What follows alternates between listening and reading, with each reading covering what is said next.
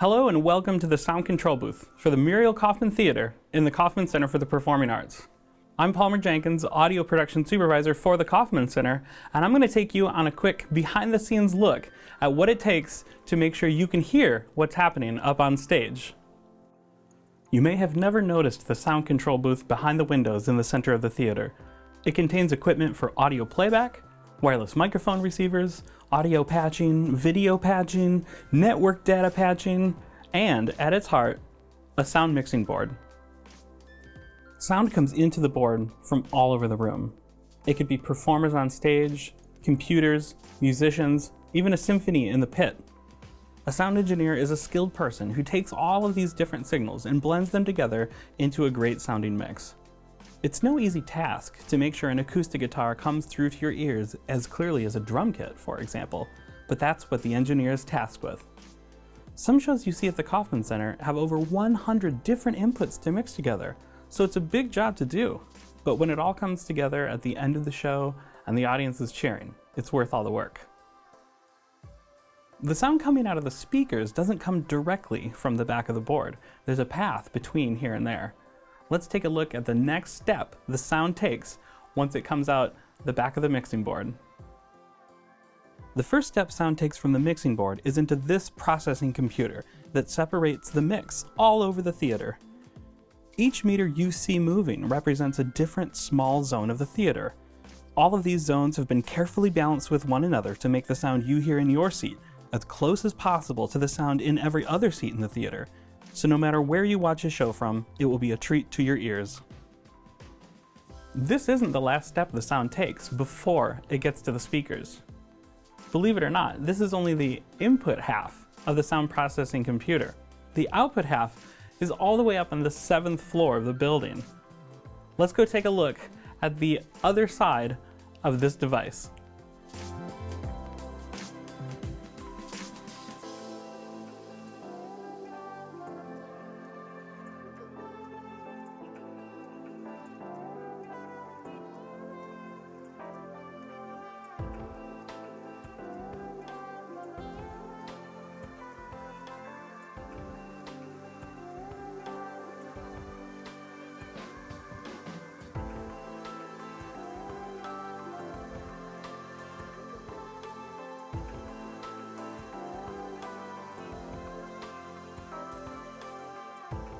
We're now in the 7th floor sound rack room for Muriel Kauffman Theater.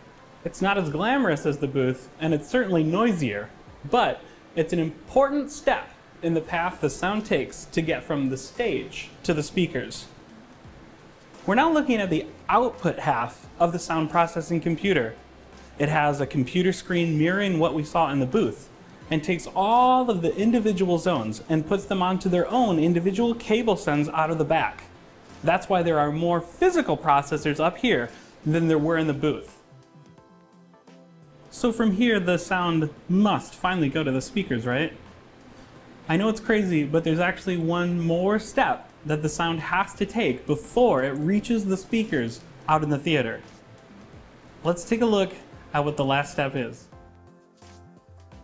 What you're looking at is the final step the sound takes before it gets to the speakers out in the theater. These are the amplifiers.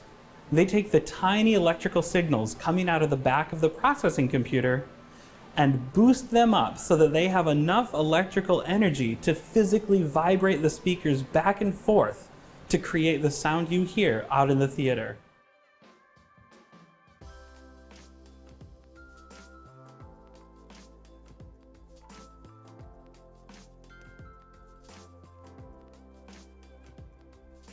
That's a lot of steps for sound to make, just to make it to your ears.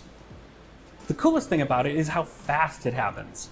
Even though the sound has to go into the microphone on stage, into the mixing board in the booth, into the input half of the processing computer, all the way up here to the 7th floor where the output half is, from there into the amplifiers, it still takes less than 25/100ths of a second. Crazy, right? It's pretty amazing that it can do all of those things in such a short amount of time to make it from the stage to the speakers.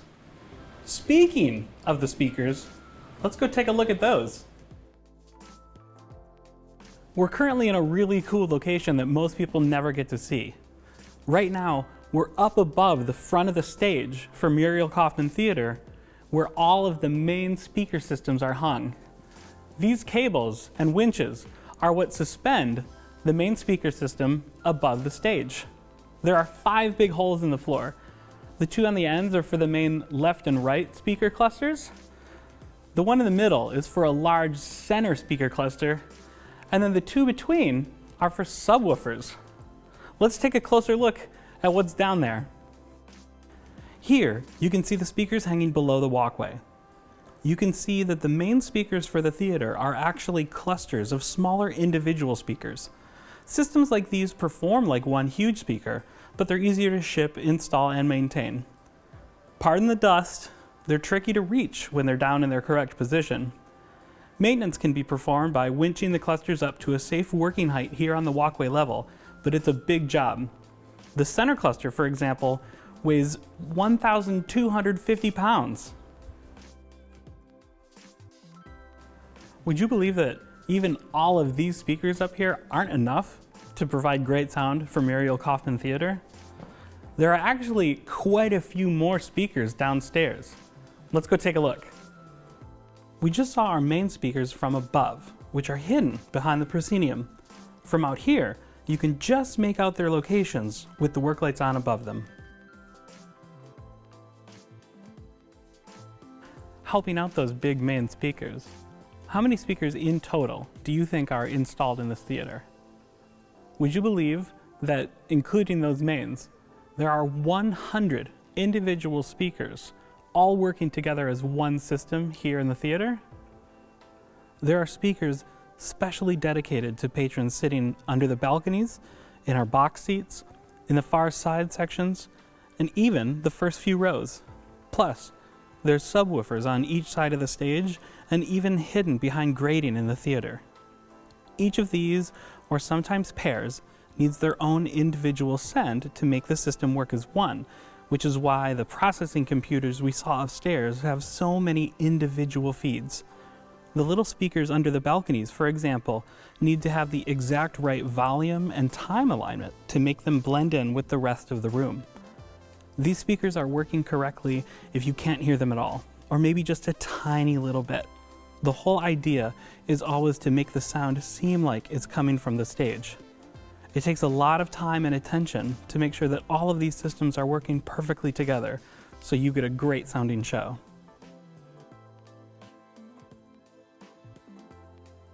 Let's go take a look at the final set of speakers we can use if Muriel Kauffman Theater is going to have a really big show. We've been above the stage and on the stage, and now we're below it in the trap room. That's where these are stored. When Muriel Kauffman Theater is doing a concert that requires even more powerful sound, we can roll these carts into the corners of the stage. Each of the carts adds 5 more main speakers. These 2 and these 2 get attached to the tops of the carts once they're rolled up to stage level. And each cart also has a gigantic subwoofer at the bottom. So when these are installed, that makes 112 speakers in Muriel Kauffman Theater. And each of these carts adds 1,200 pounds to the sound system. That 112 speaker number, by the way, doesn't include all of the speakers the performers need on stage to do their jobs, or all of the speakers in the lobby, backstage hallways, dressing rooms, offices, and even the bathrooms. But that's a topic for another video.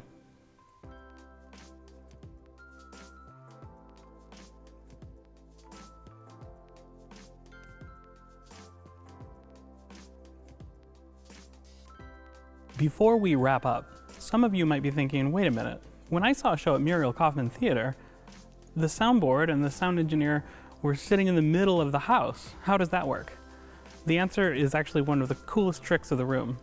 There's a lift hidden in the theater that allows us to transform a section of seats into a platform for a soundboard and a sound engineer to work from. Let's watch how that works.